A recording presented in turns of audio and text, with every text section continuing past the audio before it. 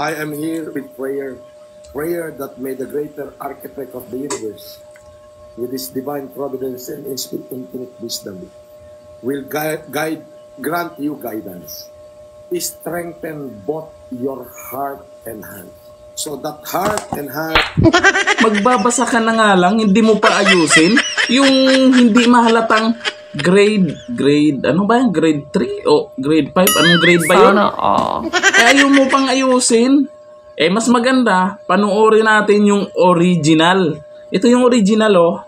For we, the Filipino people, come and bring to you a prayer that God, in His divine providence, may grant you guidance, strengthen both your heart and hand, so that that hand may be strong. Oh, yan yung original. Itong mga co-host naman na to, kung nagmumukha kayong ewan dyan, harap-harapan kayong pinaglolo ko, nakanganga pa kayo, nakikinig, siguro na sa isip mo, ang galing ng idol ko, Marcos na Marcos ang datingan, ang galing.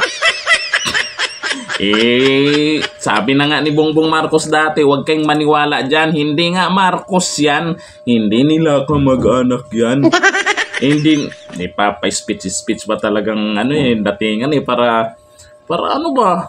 Para sabihin ng mga co-host na dyan, sa mga viewers na dyan, oy, iba yung datingan. Marcos yung datingan. Ginaya nga lang naman niya yan, kaya pulakay. Ginaya na nga lang, nagbabasa na nga lang, ayaw pa ayusin. Ayusin mo na yan para naman maraming maniwala na graduate ka talaga sa doctorate. Sana Doctorate daw.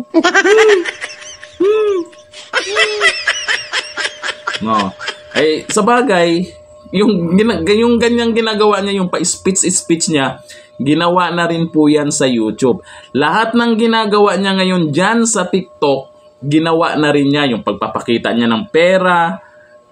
Ninguli lang na booking lang sa YouTube yan kasi nakailalim ay mga basahan, yung pinagsingahan niya. Tapos, meron pa doon yung pinakita niya na yung 1,000 sobra ng 0. Baka nagkamali sa pag-print. Booking na sa YouTube.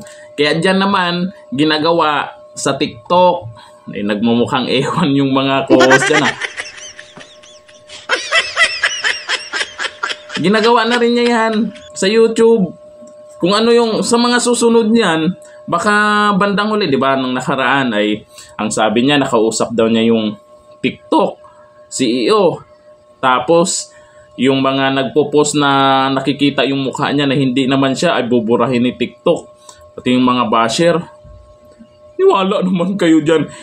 Ako nga, post ng post pa rin sa TikTok. Pagmumukha niya yung pinapakita ko na yung tao na yan ay budol yan. Bakit nandun pa rin? Bakit hindi pa rin binura? Yung mga kasamahan namin, sila Mighty Manong, sila Food Genius, sila Kaaruba. Bakit nandun pa rin sa TikTok? Harap-harapan na kayong pinagloloko na. Niloloko na nga, nagpapaloko pa kayo. Gagaling naman. Mukha namang matatalino kayo dyan sa TikTok. Mukha namang mas magagaling kayo dyan sa TikTok. Mukha namang hindi kayo basta-basta mabubudol dyan sa TikTok. Boy Singot, galingan mo pa. Talagang kapanipaniwala. Hindi yung mga galawan mo, ganun ba din gusto mo ba na yung TikTok account mo ay magaya din sa YouTube mo? Yung TikTok account mo magaya din sa Facebook mo na dating merong milyon-milyong mga supporters. Habang tumatagal, palubog ng palubog. Sana Kaya lumipat ka na naman sa TikTok ngayon. Nagpakilala ka na namang Marcos. Di wow, utot mo, blue.